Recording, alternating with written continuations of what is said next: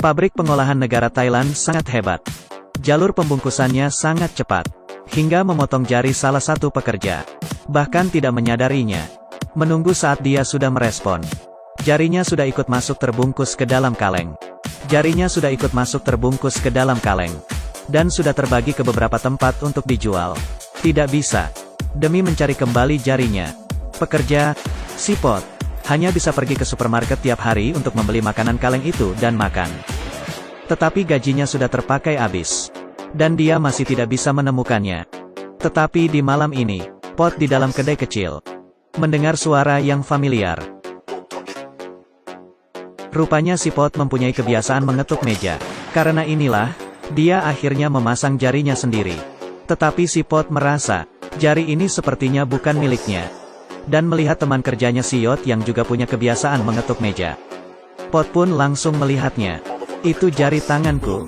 Ah, jangan. Pot pun langsung ke tempatnya. Dan melawannya. Akhirnya bisa mendapatkan kembali jari tangannya. Pot pun baru tahu di saat itu dia sudah mengambil yang salah. Kedua orang ini pun takut. Dengan cepat bersama-sama mengundurkan diri dari pabrik. Selanjutnya Pot menjadi petugas keamanan di suatu kantor. Dan berkenalan dengan Jin yang gila bersih. Bekerja sebagai pelayan. Dia menjunjung tinggi etika kerja yang kuat. Tidak memperbolehkan sedikit debu pun di kantor. Segala botol dan kaleng. Semuanya harus rapi. Di waktu jam istirahat. Membaca buku kesayangannya. Sebenarnya satu kata pun dia tidak mengerti. Karena buku ini hasil pungutannya. Sebenarnya karena jatuh dari langit. Jin pun baru percaya. Ini pun menjadi tanda. Setiap hari memegang buku. Kemanapun harus lihat, agar ngerti. Dengan khusus datang ke Mongolia untuk bekerja.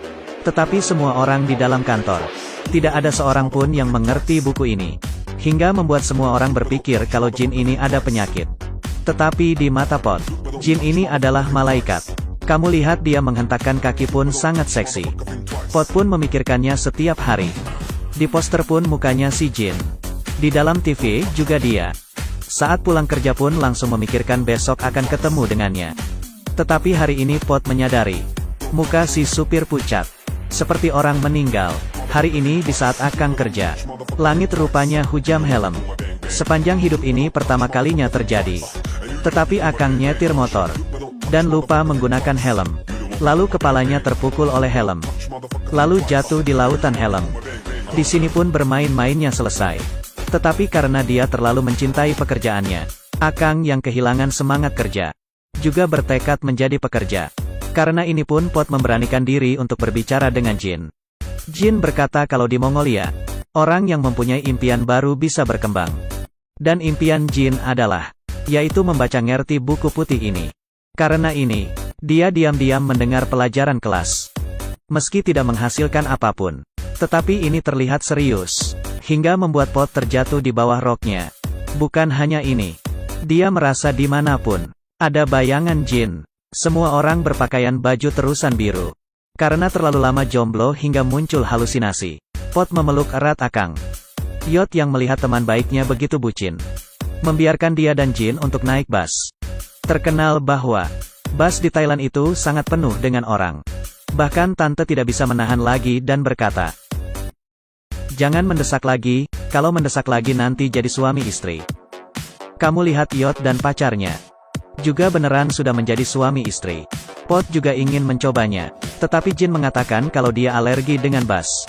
Aku buang masih ada yang begini. Tetapi dia setuju untuk naik kereta bawah tanah bersama Pot.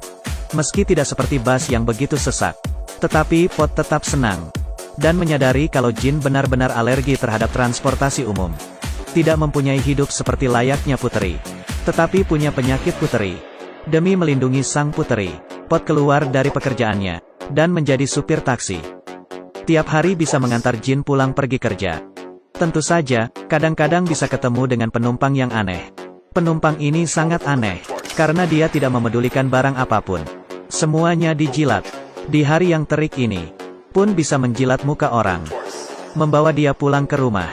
Menjadi alat pembersih rumah. TV, piring dan sepatu. Dan juga lantai. Semuanya dijilati hingga bersih. Pot pun sudah tidak tahan lagi. Langsung mengelem mulutnya. Lalu membelikannya permen tangkai yang banyak. Untuk dia, Jilati. Tetapi tetap saja tidak bisa mengubah sikap aneh ini.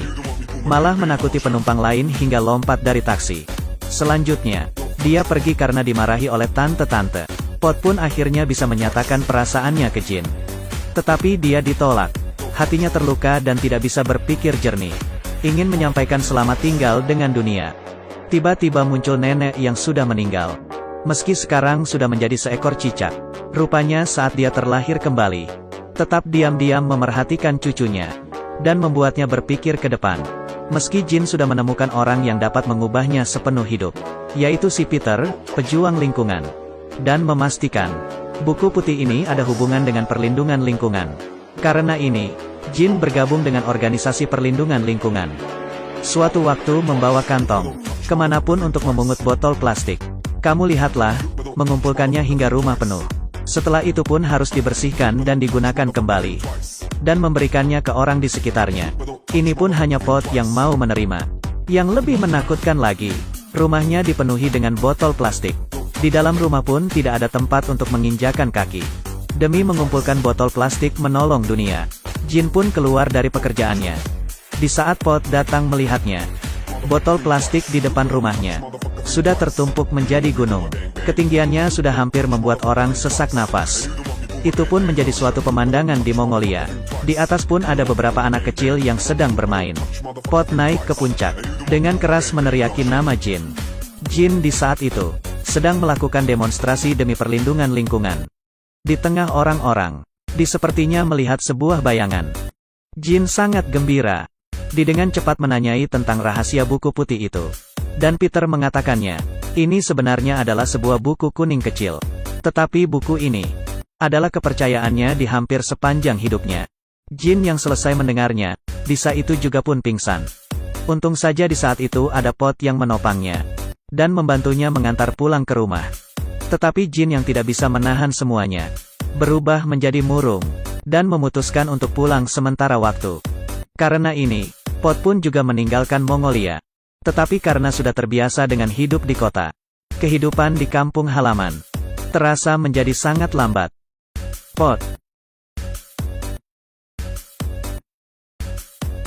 akhirnya pulang.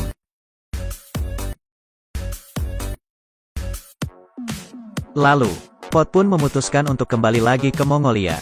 Tidak terasa beberapa bulan kemudian, setiap orang di sini sudah memiliki ekor. Sekarang Pot yang belum memiliki ekor menjadi seorang selebriti. Tetapi hati Pot terus memikirkan Jin. Dia lalu datang lagi ke gunung botol plastik. Melihat kembali, saat itu, dia sepertinya melihat bayangan Jin. Sudah terhitung banyak kesulitan yang dilewati. Akhirnya kedua orang ini bisa bersatu. Dan setengah tahun kemudian, Jin sudah hamil. Di dalam perutnya, adalah nenek yang reinkarnasi lagi. Tidak kepikiran kan? Tapi sekali lagi, semangat kerja si pekerja paruh waktu. Kami yang begitu bekerja sangat keras. Semuanya demi apa? Klik program kecil di bawah ini. Coba apa kamu seorang pekerja yang memenuhi syarat?